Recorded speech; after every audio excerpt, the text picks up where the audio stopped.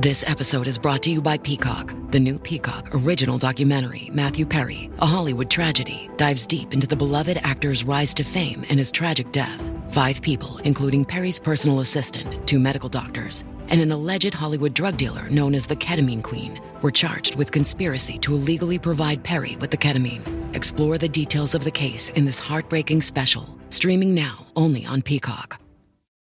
Are negative Google reviews hurting your business? Don't let unfair feedback cost you customers. At Webamax, we specialize in removing false, misleading, and damaging reviews so your online reputation stays strong. Our expert team works quickly and legally to clean up your digital presence, helping you rebuild trust. Visit us on the web at www.gowebamax.com. That's GOWEBIMAX.com, or text us for a free quote at 856-840-8343. Don't let bad reviews define you. Get immediate help from Webamax. At T-Mobile, our critical mission is providing unparalleled 5G coverage for when connectivity is mission critical.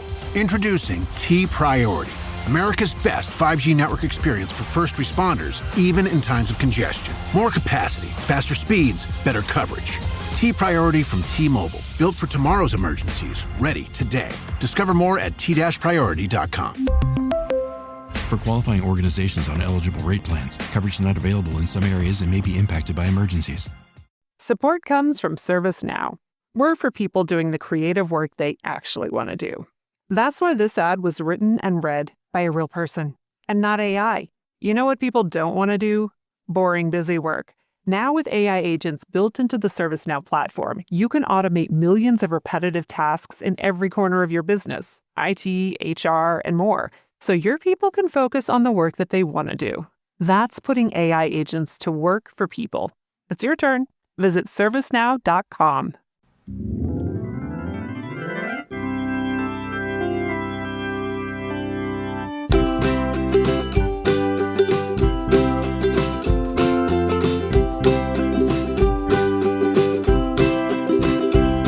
Come meet me at the Musial with Alan and Daniel. We'll talk about the Cardinals all night long.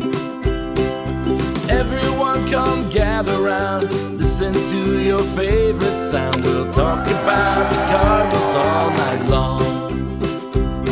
We'll talk the games and all the rest, about the team that we love best. We'll talk about the Cardinals all night long. We're gonna talk about the Cardinals all night long.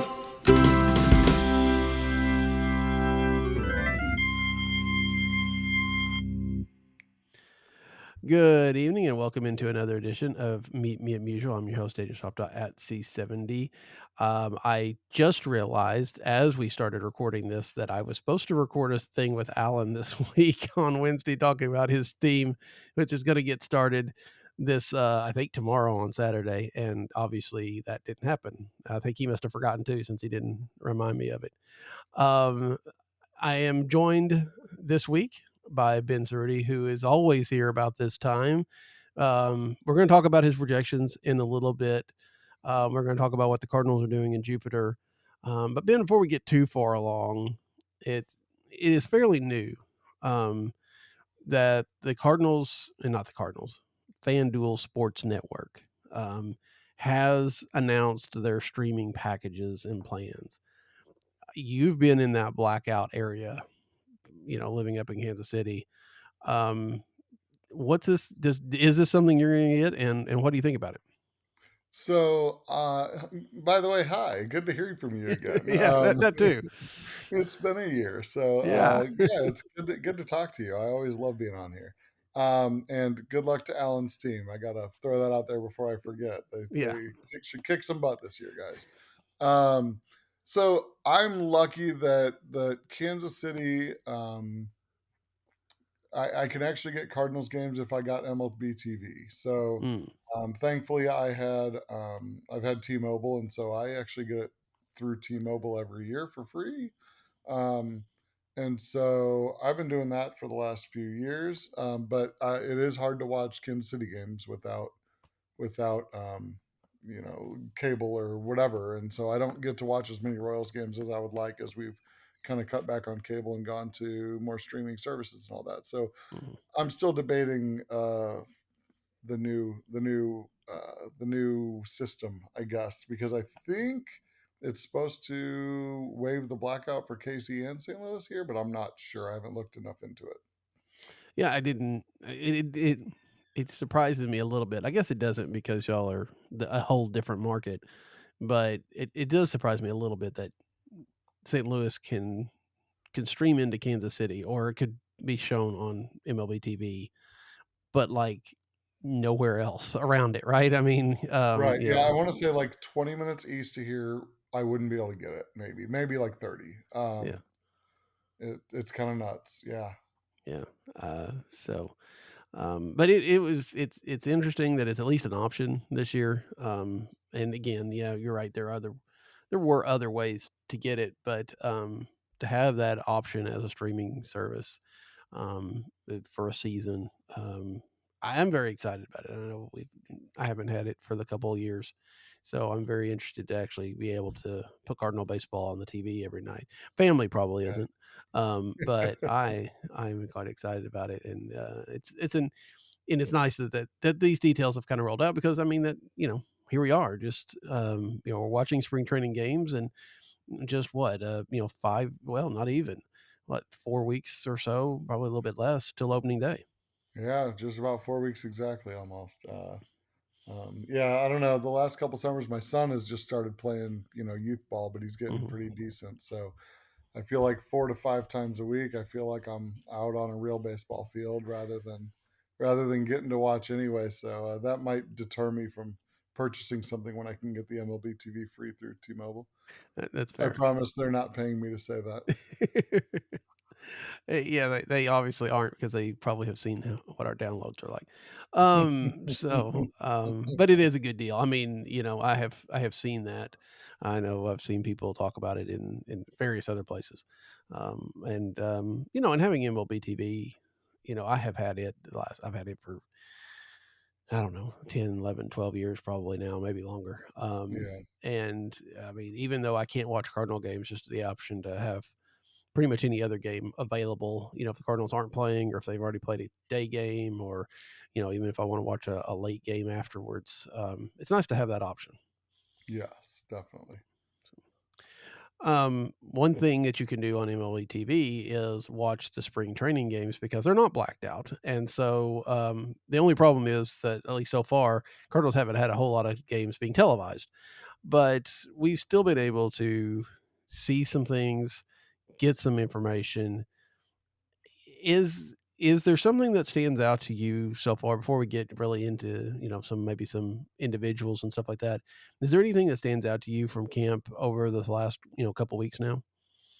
I think the way I'm kind of going into this year is that I'm trying to listen for nuggets that are about the changes the team is making kind of behind the scenes because Mhm. obviously with so many signings at the major league level it's hard to okay, so a few signings at the major league level, it's kind of got to be what you focus on, I think. Yeah. And so like I had Twitter open basically all day just to make sure I didn't lose it. There was like a little 2 minute clip of a conversation with Marmol about the behind the scenes stuff and Mhm. and how the team is kind of rallying around it and is excited because it's being presented in a much different manner this year. And then just seeing on Twitter like Kareem and some others posting a lot of the Statcast and Cardinals Reeks posting like Statcast info about pitchers' pitches and how a lot of them seem to be popping and changing shapes, which always happens in the spring. But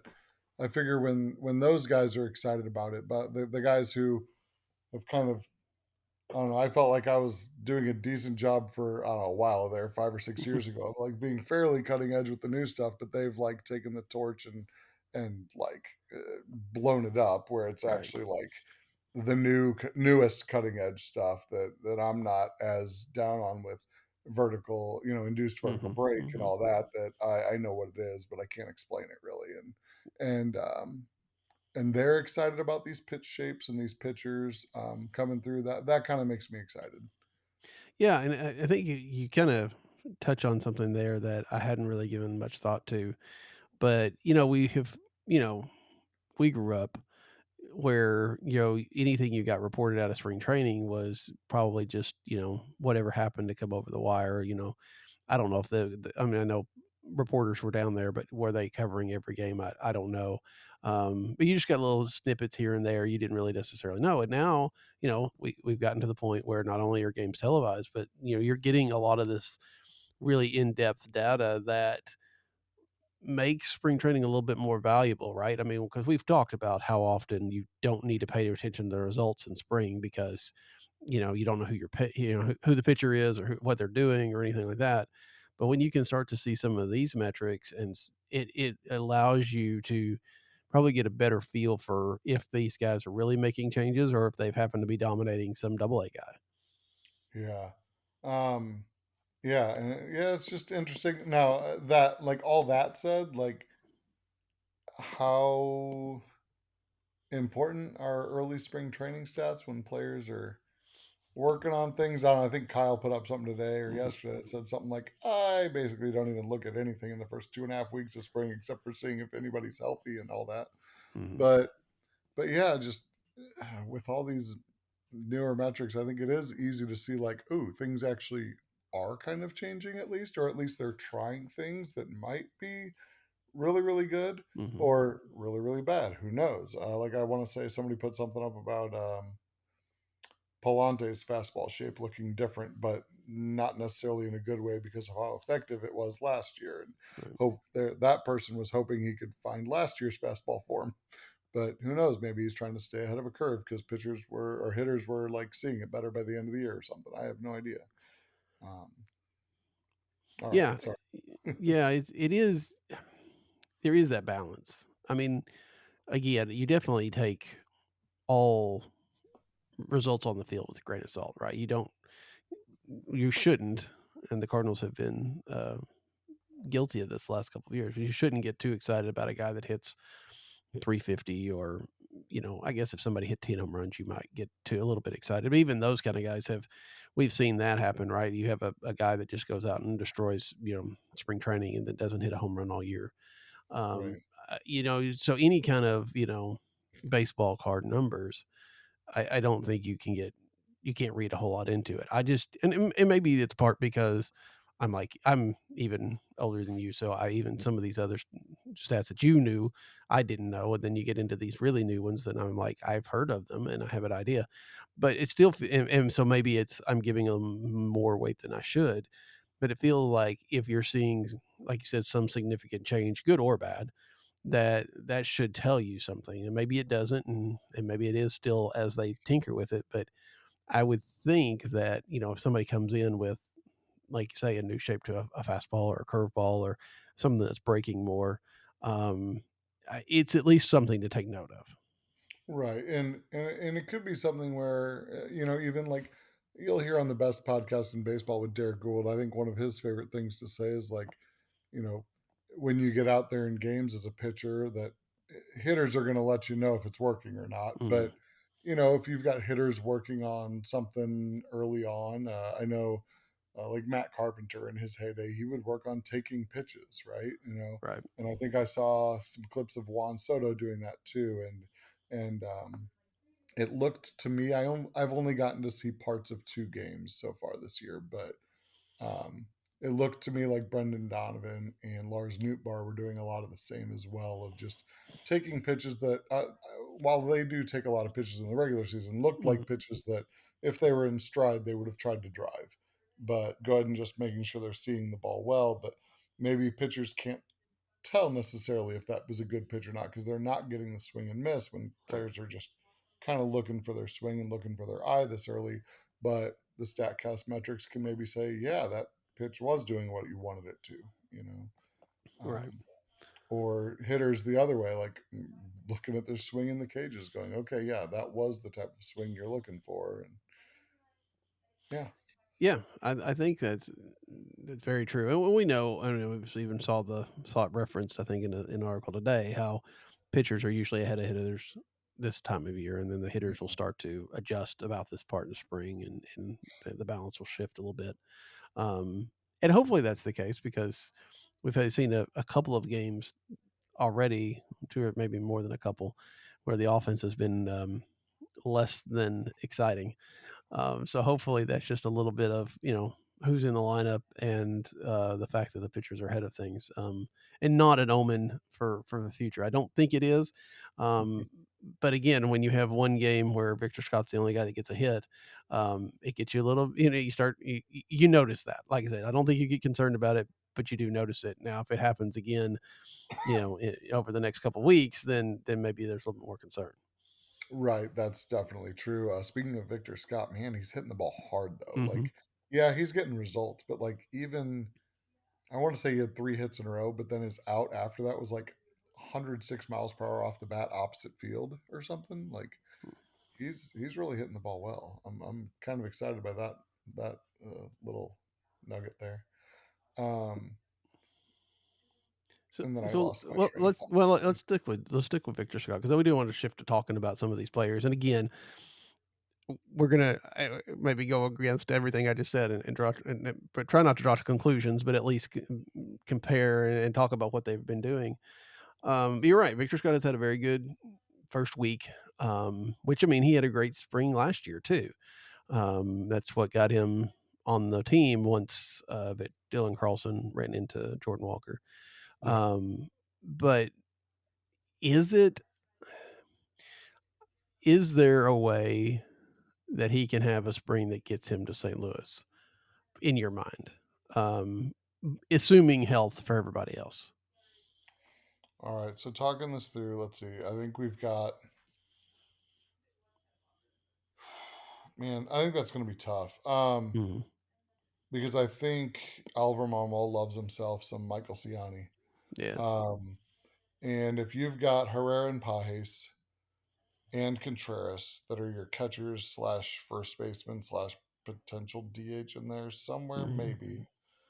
You've got Wynn, Arenado, Gorman that are going to play on the infield. That's 6 already. You've got Burleson, who might be a DH. That's 7. You've got Donovan, Walker, Newt Bar, and Ciani. That's 11. So is Scott the 12th or 13th man? Or do they keep like a Koperniak? Um, I think it might also depend on what Sajasi does, or Fermin does, or Hellman does, because they are going to need a backup shortstop somehow. Mhm. Um, and so I think that's got to be Sajasi or Hellman. Um, maybe Barrero. I don't know, depending on how he does in the spring. He might be one of those guys that, he makes the club, and if they don't like him after April, they just cut him. Um, yeah, I don't know. I think he's going to have to show that he's made great strides defensively as well, because Siani was so good out there last year defensively Mhm. that if Scott isn't, um, that could be the edge, even if Scott is hitting the ball slightly better, because they know Donovan and Newt Bar can do it at the major league level, and they think Walker can. So I don't know. I So think how? it's going to take a lot. Yeah, and I think, and we've talked about it some on this show, I think, in other places.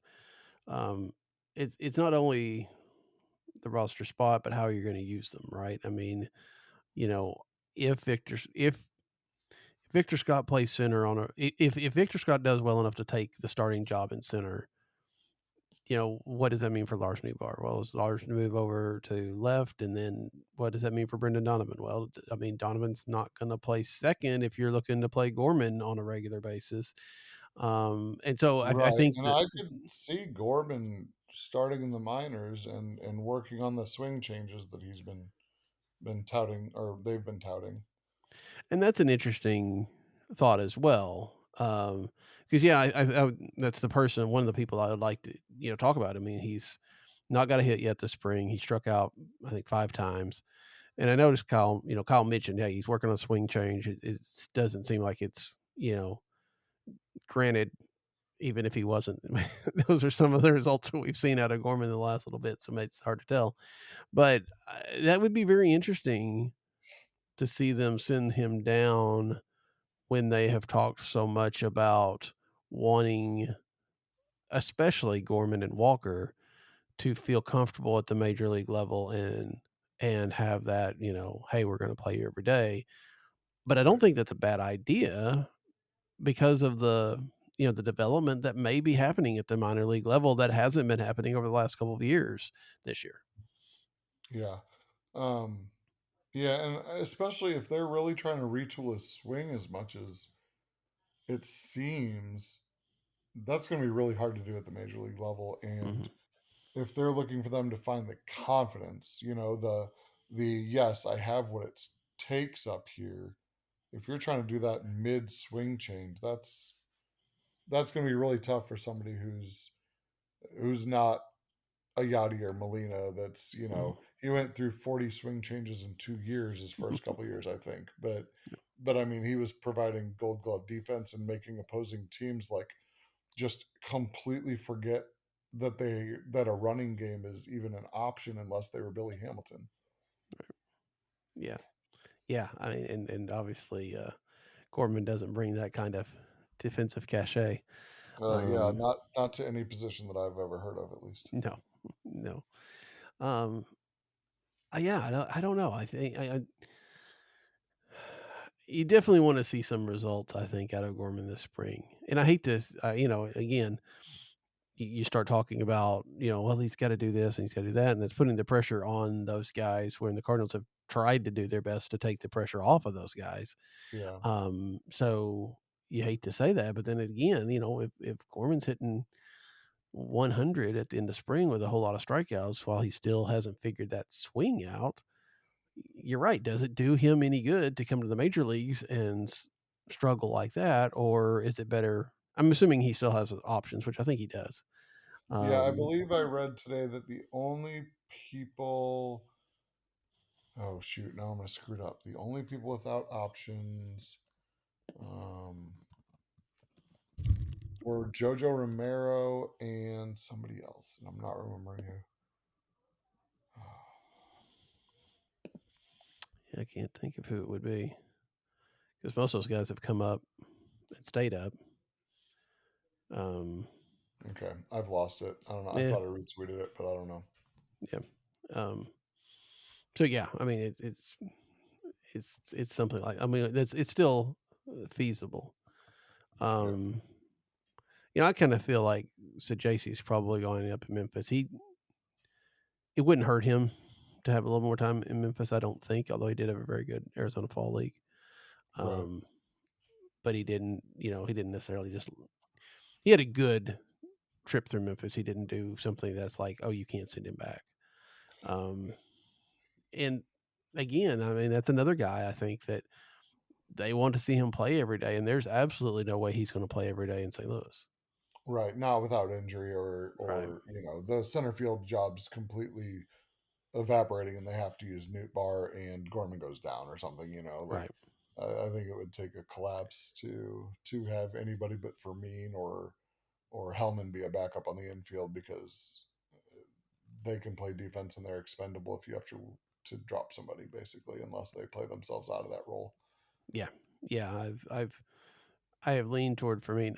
Barrero is an interesting idea as well. The only problem with he'd have to be added to the 40 man, which is not undoable, but is just an extra step that the Cardinals aren't always excited to do.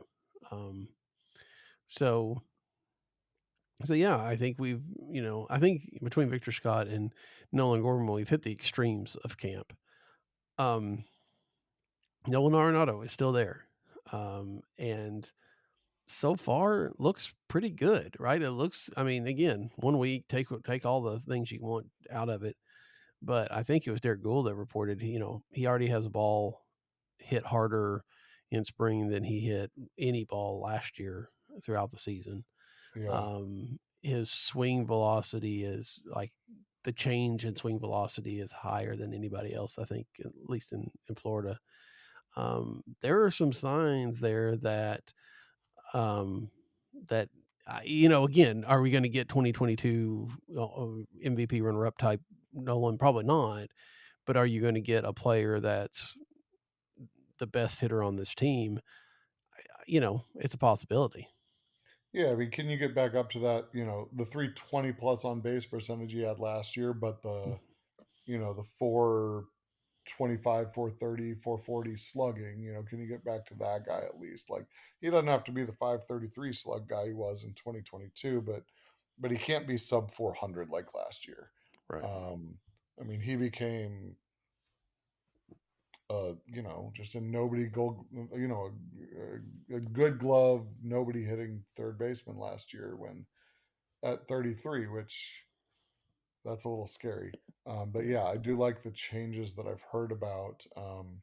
Just yeah, hitting the ball a lot harder is it goes a long way. As long as he can keep making the good, solid contact that he has over his career, he doesn't strike out a ton. So, um, people that can make good, solid contact while not striking out usually do pretty well. But the good, solid contact has been kind of gone for a couple of years from him. So Hmm. Yeah. hopefully we can get back to that 20 plus homer plateau and 80 plus RBI at least. I don't know how many runs we'll see this team scores, but yeah, he's Well, got to be one you're, of the you're, people guiding that show, right? yeah. Well, I mean, you're supposed to know these things. I mean, you've done all the number work. You know how many runs this team's going to score. Yeah, Um, yeah, yeah. That's it. yeah, I think is exciting, and I feel like I hope that a good spring, a good start helps people that might be holding a grudge on the fact that he's still here get over that a little bit more. And I'm not one of those because I'm really excited that he's still here. But there are going to be those people that wish that he'd been traded for one reason or another. Um, but if he can look more like the Nolan Arenado that the Cardinals were getting from Colorado versus the Nolan Arenado that we've had the last year or two, I think a lot of the complaining and griping goes away a bit, or at least for a while. Yeah, I mean, and I don't know what all the complaining is exactly. I don't know if it's some people just, despite Arenado's like opting to stay with the Cardinals 4 different times in his career, Hmm.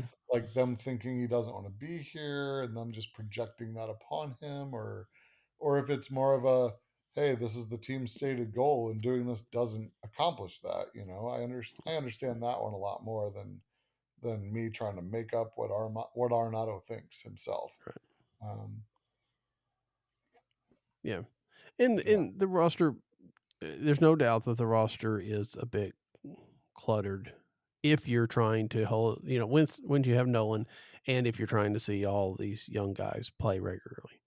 Um, but it's not unworkable, and having Nolan Arenado makes this team better. And that's, again, I know the stated goal of the Cardinals isn't necessarily to win all the games this year, but they'd sure like to win some of them. And I think Nolan Arenado helps you do that. yeah, agreed. And I mean, I think if they had guys that were just going to hit the heck out of the ball at the corner infield positions,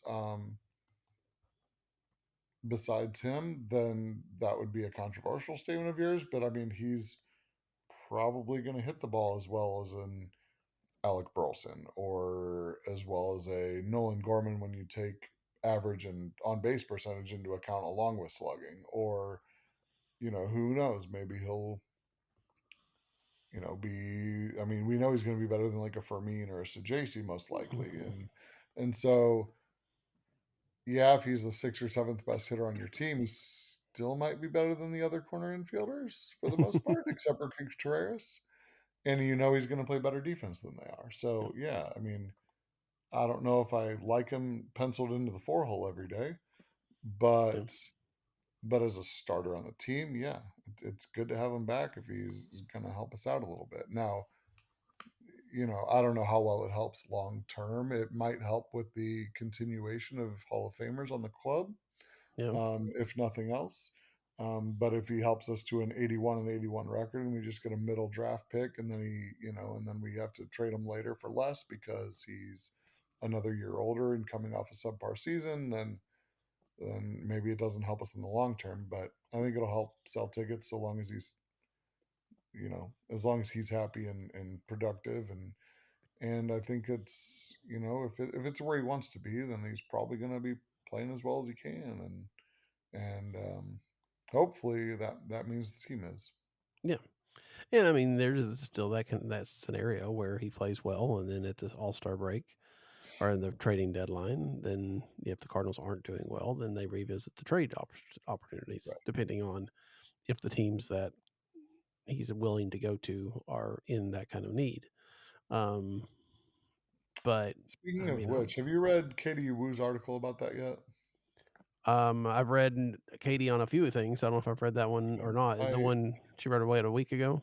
Yeah, and I don't think I think I pulled it up and then I never got a chance to read it, but about how basically that Arenado had them on his list of teams he'd be willing to be Mhm. traded to and then still nixed the deal. Yeah. Like that was really interesting to me that the Cardinals I feel like the Cardinals have kind of done that with veterans though in the last I mean in the Mosaic era basically of like kind of letting them dictate whether they want to stay or go. So I guess it makes sense, but that was very interesting to me. Yeah.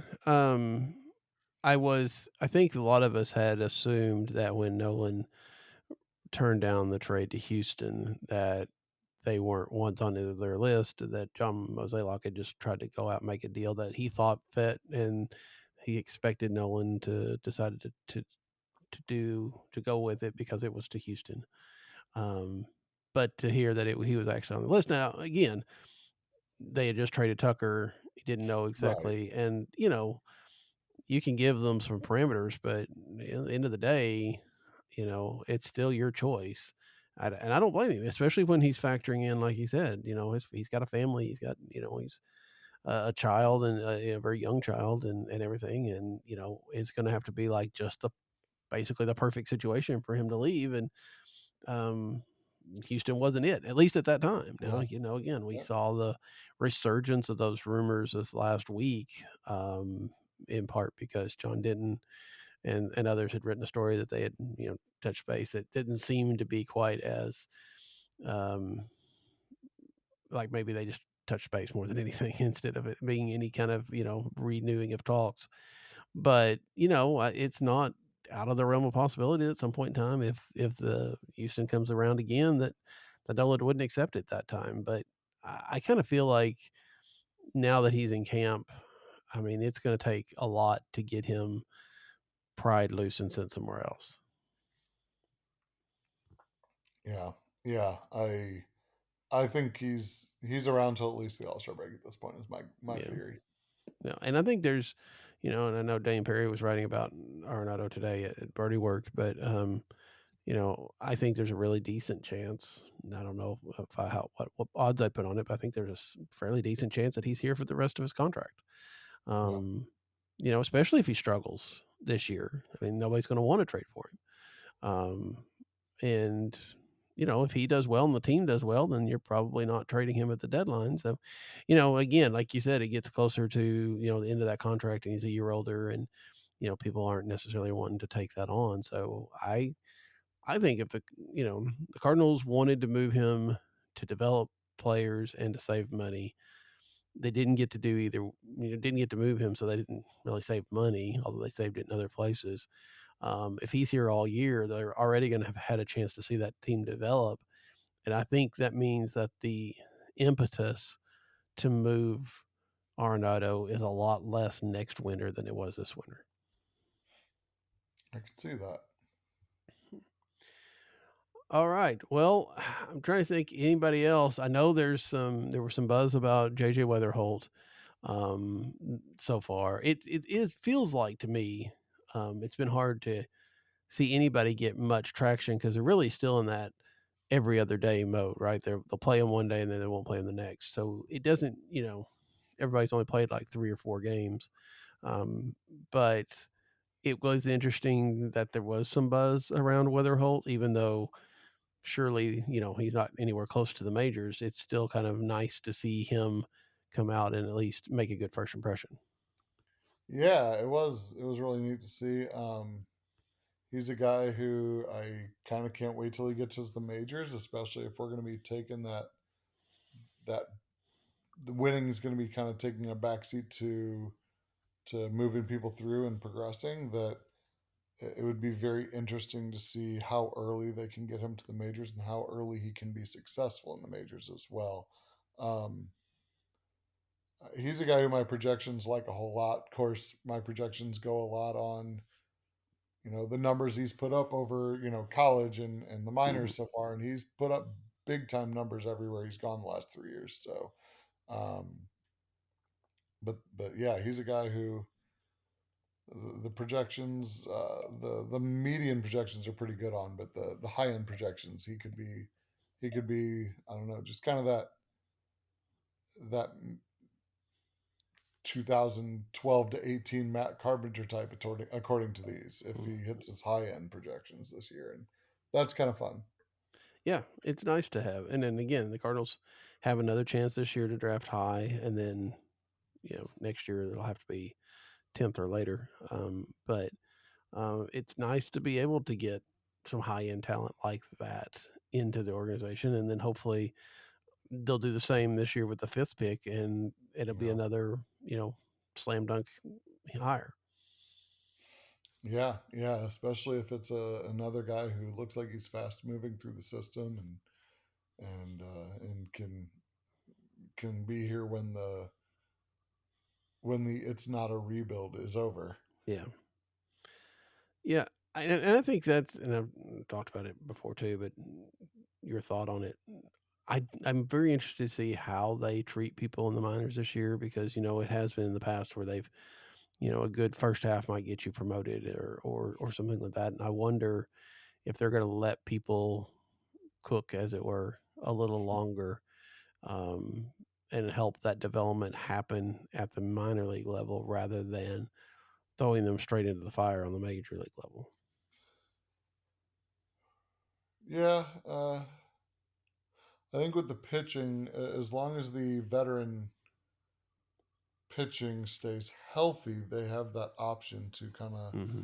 let it cook there. Maybe even work some people in through the relief aspect like they used to I mean, all the way through the early 2010s.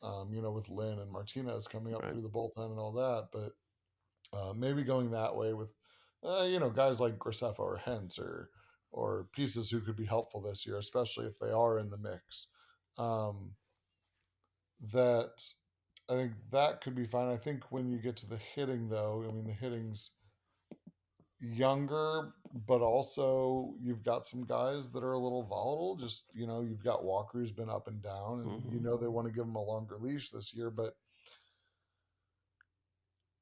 if the development in the minors is the focus, and he's still, what, 22, Yeah. if he is struggling as poorly as he has a couple times now in the majors, do you get him down there where he can work on certain things every day again? And that they really don't want to, but he's not the only one either. You've got Wynn, who did great as a full-on rookie, but who knows? I mean, we've seen sophomore slumps before. It's not like it's never happened. Or you've got Pajes, who may never hit in the majors. You've got Herrera, who they're unsure about the defense. You've got Gorman, who we've already talked about. I mean, Fermin is still young. Sajasi's still young. Scott's still young. Siani's still young.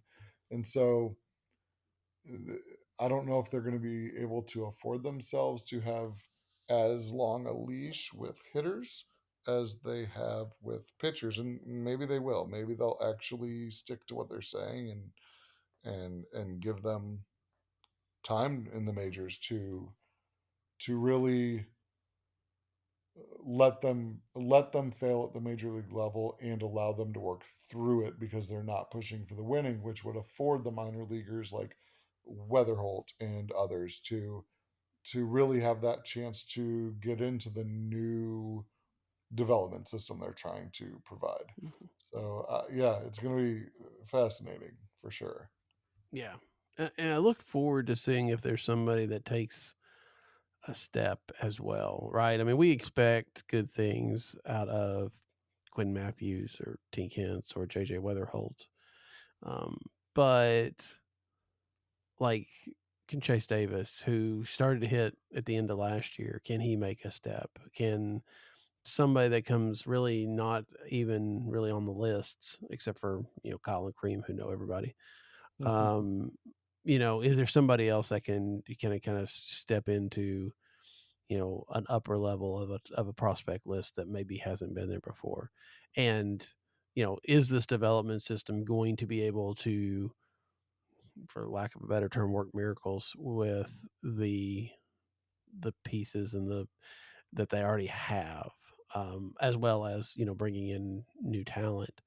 I think that's going to be very interesting. I don't know. 1 year, I don't think there's any really metric you can use to say, hey, the development's working. But I think that's going to be that's the most important thing out of this season, is to figure out if the minor league development is starting to get back on track and, develop players. Yeah. Yeah. Um, Trying to think of what those metrics could be, and maybe it's the stuff Kareem, like I talked about earlier, that Kareem really brings to light for me, and Cardinals Reek brings to light for me on Twitter. Just maybe with pitchers, it's just that raw stuff being just showing out completely. Maybe it's an O'Brien, maybe is in AAA to start the year, and his stuff is so overpowering, not necessarily results wise, but the stuff is so overpowering that he gets brought up and strikes out 50 in 40 innings or 60 in 40 innings or something, um, or they get, what, honestly, with the pitching, I think it all comes down to, like, I think it's more of, do people get healthy? I don't know if they Yeah. have anything in place for that, but does Roby throw more than 50 innings or 70 innings? Does O'Brien get back on track? Does Hentz pitch a full season? Does Matthews keep doing what he was doing last year? Things like that. I don't know on the hitting side.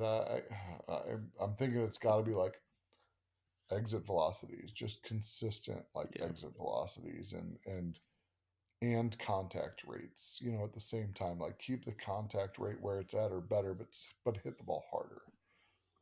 Can they consistently do that? And I think, I don't know where to find that data as well, um, but just, can they make huge improvements in those areas? I would think, at least.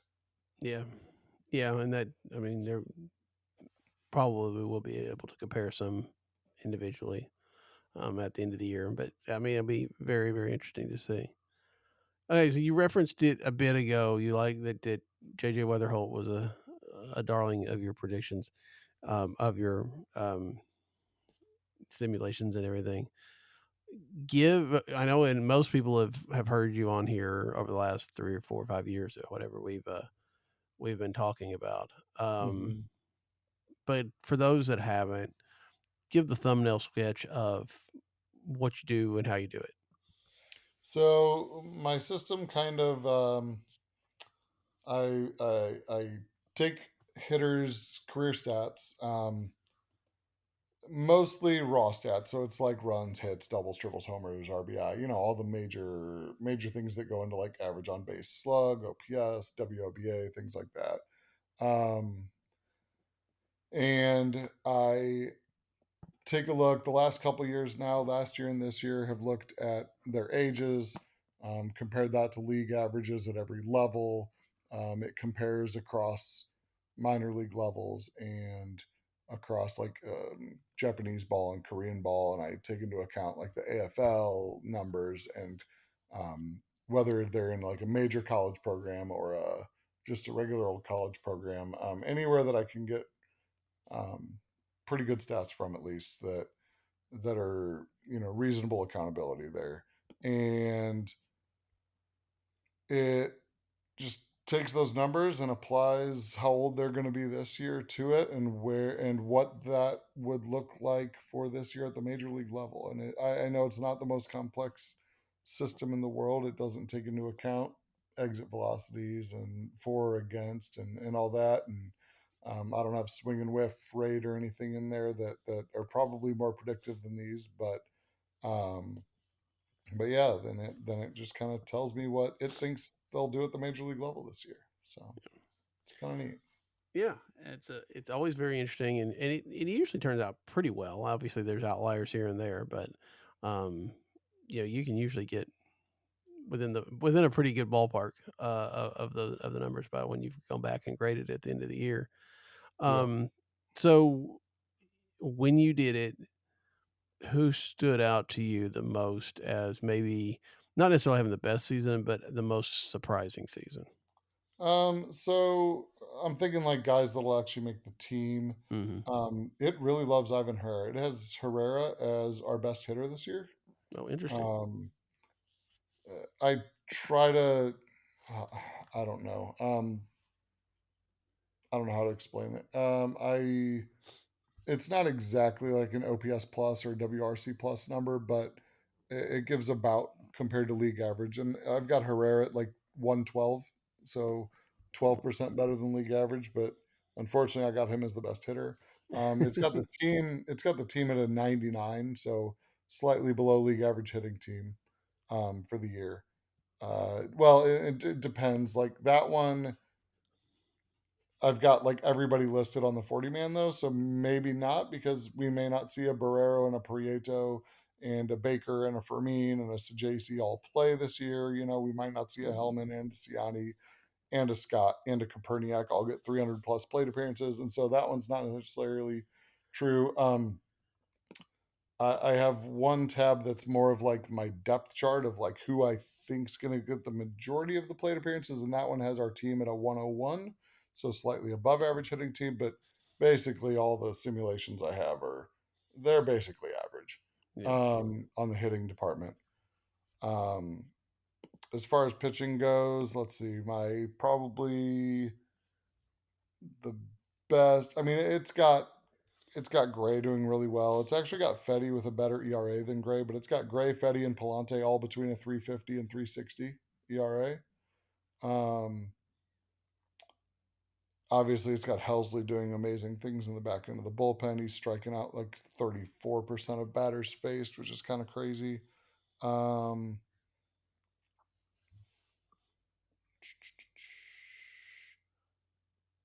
Semi surprising one, I guess. It's got like John King actually a top four arm in the bullpen, Hmm. which kind of surprised me. Yeah. He's not necessarily been my favorite piece. Top three arm in the bullpen on this one, um, which I don't know if that says good things or bad things about Yeah. him or the Cardinals.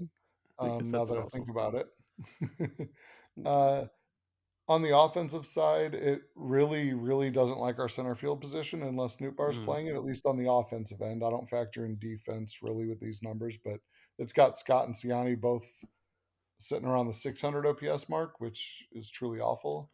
Um, like below Pajes, below Fermin, Hmm. below Prieto, below Barrera.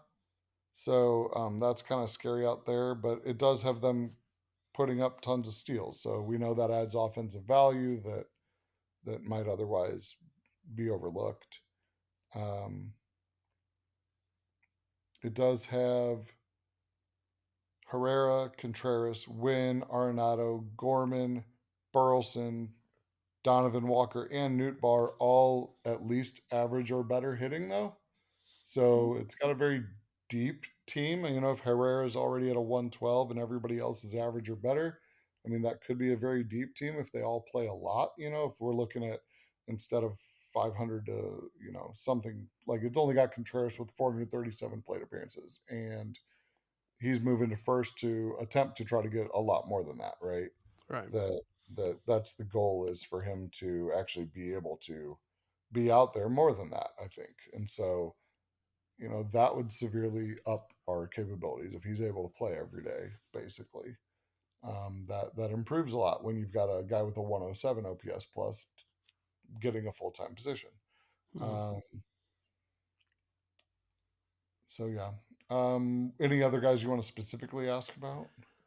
Um, no, I think you've covered most of the ones I was was interesting. I guess, and maybe you may have mentioned him a little bit in the passing, but what does it say about Mason Wynn?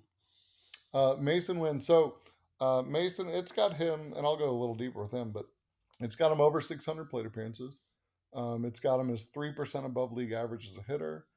It has him leading the team with 92 runs scored, and actually leading the team in hits again with 155. But he also leads the team in plate appearances. So Yeah. it's got him hitting 270 with about a 330 on base and about a 425 slug, stealing 19 bases, hitting 16 homers, 30 triples, five or six I'm about to five or say six 30 triples. triples, That's 30, there's a flaw there.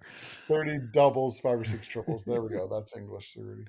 Um, what really is nice, if I can scroll and find it, is the good statistics. Like if he's really on it and Mhm. playing near the top of his potential, according to this, we're looking at a 100-run season. Um, There'll be like a 55 extra base hits combined, with still around 20 steals, hitting 280, 340, 440 basically.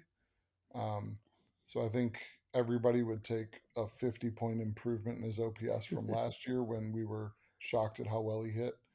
Um, 50 points of OPS and adding basically doubling his steals total would be incredibly amazing. Yeah.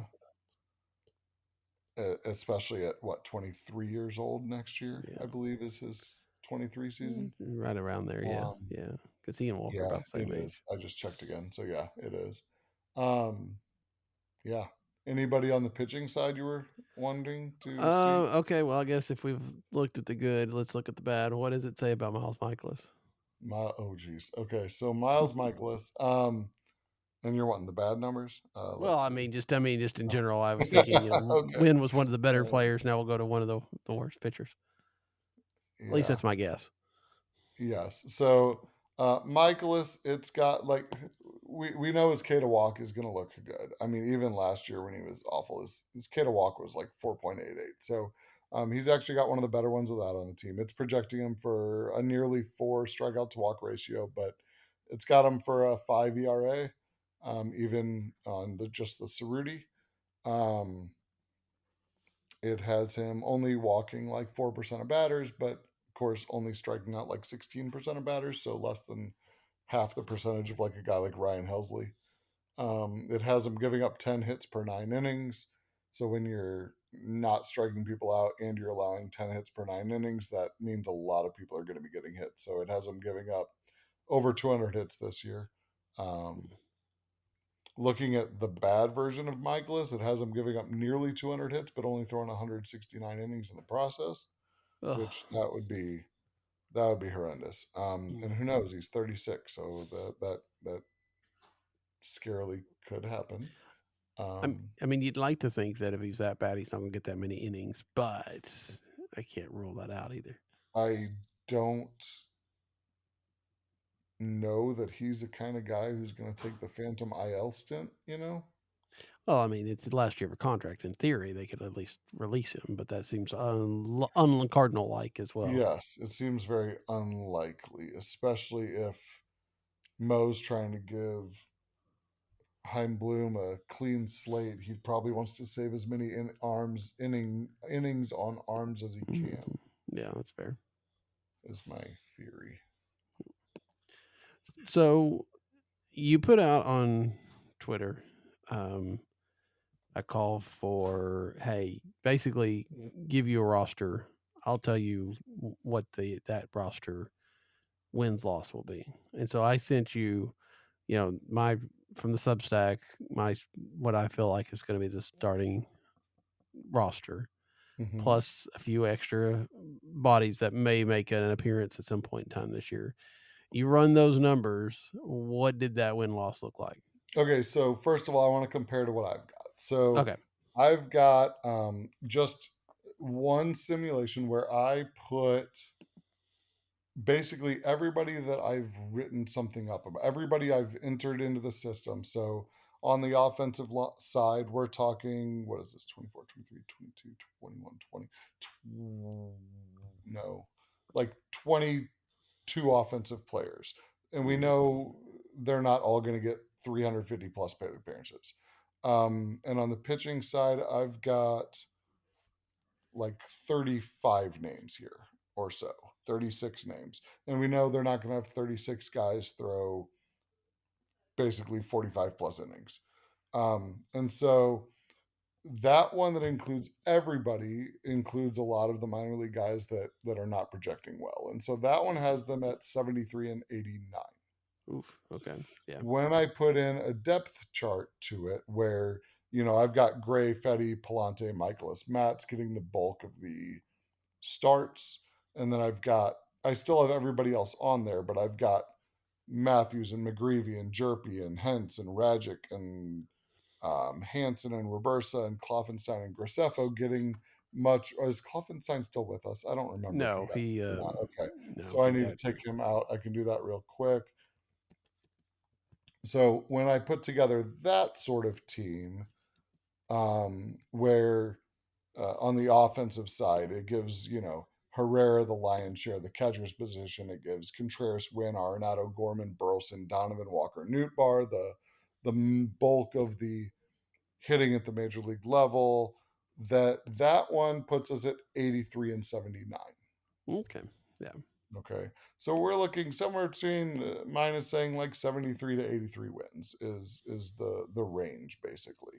And while my depth chart does it does adjust for injuries a little bit. Like I've got Mats with only 85 innings. I've got Gray with 167. So it's not like this is figuring on 200 innings per pitcher or anything. Right. Right. Okay, for your roster that you gave me, my system says 80. It averages out to like 81.81 wins and 80.19 losses. So 9 more runs scored than allowed on the year. Yeah. So right at Which compared to last year with the runs scored versus runs allowed, that's a pretty good improvement. What were we, like 35, 40 runs below?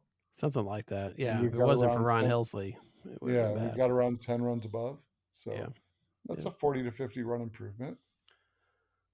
Yep. And I didn't go, and I know I didn't go as deep in players that there's going to be. I mean, there's going to be a lot of players that that will show up, even if it's just for a few games or something like that. Mhm. So, but yeah, that's very interesting. And I think that kind of tells us, I mean, that's kind of what we've thought a lot about this team, right? Is if you were to ask, and then Brendan Schaefer will here pretty soon with his polls on Twitter, what do people expect the win total to be this year? I think probably in that, 78 to 83 is probably where most people would wind up. Yeah. Yeah. So, I'm still trying to figure out where I'm gonna line up. I think I'm waiting until I see who's gonna make the opening day and yeah. who looks like they're actually gonna stick Yep. before I try to narrow this down and make that projection. But yeah, I think I'd lean toward them being close to 500. Probably 79 to 83 range. Yeah. Is my best guess at the moment. Yeah. I think feels like what this team could do. I mean, it could surprise, it could bottom out, but it really kind of does feel like that's probably where we're at right now. Now, I know most years you write these up at Birds on the Black. Are you doing that again this year? Uh, I'm gonna do at least the minimal that I did last year of making sure I at least get something up to hold myself accountable. There you go. Yeah, I mean, that's all you can hope for, You can't, got to be sure that people could can keep, roast me when it's awful, right? yeah, yeah. I mean, that's the whole point, right? So, and People can get it, yell at me get about how is this team not a 48 win team, or people can be like, how are they not winning the division? So yeah, yeah. So, yeah, got to I get look both forward sides. to seeing it and putting it out there again, and look forward to seeing how well it holds up as the season progresses. Me too. Me too. I'm going to throw one more at you that's Yep. exciting for me because I just happened to run across it again. Um, when I look at pitchers, one of the main things I like to look at stats wise, results wise, is K percentage minus walk percentage. because I think it's a pretty good predictor of things to come. While it only has Tink Hence throwing 88 innings as a starter, it has him second as a starter with that metric, and it's 17%. And for starting pitchers, I would really like to see the Cardinals go for guys at 14% or higher, and he's one of only like three of their starters that this says is going to get there, and he's at 17. So that's pretty cool to me. It'd be third on the team behind Helsley being first, and then Gray being second if he were able to do that. So that would be nice. Hence is going to be an interesting one to follow this year to see how, especially how this development issue, do they progress him a little bit faster? But yeah. and does he make his major league debut this year? You definitely can't rule it out. I think for me, I would feel 88 innings is probably high, but then again, I mean, it just somebody gets hurt at the wrong time, and then he's pitching well. Yeah, and he's Maybe he healthy. takes it. Yeah, he's got to stay I healthy did too. get to see we took my son and daughter down to Springfield last year, and we sat first row behind the visitor. No, I forget if it was the Cardinals bench. I think it was the Cardinals bench, actually, the third base side bench. And we were sitting front row, and Hence actually got the start. It was his first start back after being hurt. So we only went like 2 1/3 or 2 2/3 innings, but Yeah. it was really, you could tell the stuff was there, man. Even coming off the injury, you could tell he wasn't quite back. It didn't all seem to flow super well, but man, his stuff really pops. We got to watch him in the bullpen too when he wasn't going all out, and it was, man, it was good stuff. It wasn't like, I don't know. I always compare things to like when I first moved to Kansas City. My wife worked for a company where I got seventh row behind the plate every once in a while, Ooh, okay. and just seeing like rookie Zach Greinke, that was some of the best stuff I'd ever seen out of any pitcher anywhere. But it wasn't quite that level, but it was, for a double A pitcher, you could tell like as soon as he gets the injury thing figured out, he's gonna blow past double A for sure, Yeah. easy. It was And kind we of hope he neat. does. I mean, it's not unheard of for pitchers just never to quite be able to stay healthy. But hopefully, this is, they've been easy on him. That hasn't necessarily helped a lot, but hopefully we'll get a chance to see him long term in St. Louis, because I think, yeah, it's very exciting. Him, I know, they've got some, him and Roby Matthews are all in their ways Yeah, very and interesting and Jerpy. intriguing prospect. Yep, Yeah, I'm gonna Jerpy throw too. Jerpy in there I can't, I because can't, I that's, can't, I yeah. can't leave that out, or Kyle will actually climb through his radio and strangle me. So, um, anyway, well, Ben, it's been fun to have the annual chat. Is there anything before we go that you would like to, that we didn't talk about, you'd like to bring up? No, just thanks for having me, Daniel. It's always great. I feel like I'm not really into the baseball season too much until I get on here, and I'm like, okay, now I'm ready to see more. Now I'm ready to really get into it, and it helps me to get back in the swing of things. And go, yeah, I really should get that put up because it's not up yet. So Well, there you I'm go. glad to be on Any service I can provide. So, here. glad to have you. We look forward to it. We got Jake Wood coming on next week from the Viva Alberto's podcast, and look forward to that. But until next week, for Ben, I'm Daniel. Good night. Alisea to second for one. The double play. What a double play by Ozzie Smith. Oh, mercy. Hi, everyone. Rich Bray here, and today I'm taking a look back at the trade that made Ozzie Smith a St. Louis Cardinal. In December 1981, the Cardinals and Padres agreed to trade shortstops, sending Ozzie Smith to St. Louis and Gary Templeton to San Diego. Both players had worn out their welcome in their current organizations. Templeton had famously grabbed his crotch and flipped the bird at fans at Busch Stadium, an incident he later said was sparked by racist remarks directed to him from fans near the Cardinals' dugout. In San Diego, Ozzie and the Padres had been feuding over his salary for years. In 1980, Ozzie and the Padres were unable to agree to a contract, and according to the rules at the time, the Padres simply renewed Ozzie's contract for $72,500, the same amount he had earned the previous year. That spring, Ozzie told reporters that he may need to take a second job to make ends meet. And later, his agent took out a classified ad in the San Diego newspaper indicating that Ozzie would be willing to quit baseball for the right job opportunity. If Ozzie's agent thought that would embarrass the Padres, however, the joke ultimately proved to be on Ozzie when Joan Kroc, the wife of the Padres owner, publicly offered Ozzie a part-time job as an assistant gardener at her estate. After Ozzie and the Padres agreed to a $300,000 contract in 1981, San Diego approached Ozzie's agent and asked him to propose a long-term contract. Ozzie's side responded by asking for a 25-year contract that would pay him $1 million per year through his age 51 season. At this point, the Padres didn't feel like Ozzie was a reasonable negotiating partner, and they were ready to cut ties. At the winter meetings in December 1981, Padres manager Jack McKeon found Whitey Herzog, and the two agreed to a trade. However, things became complicated when the Padres realized that Ozzie's last contract included a no-trade clause, and though the season had ended, that clause remained in effect. When the Padres asked Ozzie to waive his no-trade clause, Ozzie countered by asking them to buy it out. The Padres weren't interested. Instead, the Cardinals were given permission to negotiate directly with Ozzie. The day after Christmas, Herzog visited Ozzie in California. There, he told him that he believed Ozzie was the missing piece to their championship hopes and offered him a $450,000 contract. Whitey told the shortstop that if he didn't like it in St. Louis, they would grant him his release after the season. If he did like it, they would be willing to give him a 3-year contract. Nonetheless, Ozzie remained unconvinced.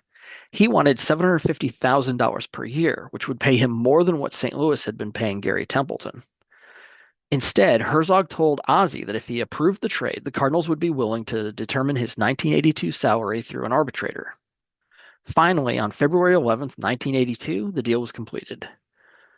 Though years on Busch Stadium's artificial turf had ravaged Templeton's knees, he went on to play 10 seasons in San Diego, helping the Padres win the NL pennant in 1984. Sixto Lezcano, the other player sent to San Diego in the deal, hit .289 with 16 homers and 84 RBIs in 1982 before the Padres traded him to the Phillies the following season. Meanwhile, 8 months after the trade was completed, Ozzie and the Cardinals were celebrating the 1982 World Series championship. With 13 Gold Gloves, 15 All-Star games, and 2,460 hits over his career, Ozzie was the face of the Cardinals franchise for the 1980s, and he became a first-ballot Hall of Famer in 2002. So that's a quick look at how Ozzie Smith became a St. Louis Cardinal. For more Cardinals history, visit stlredbirds.com or follow me on Twitter at Remembirds, REMEMBIRDS. And thanks again, and go Cards. Smith corks one into right, down the line. It may go.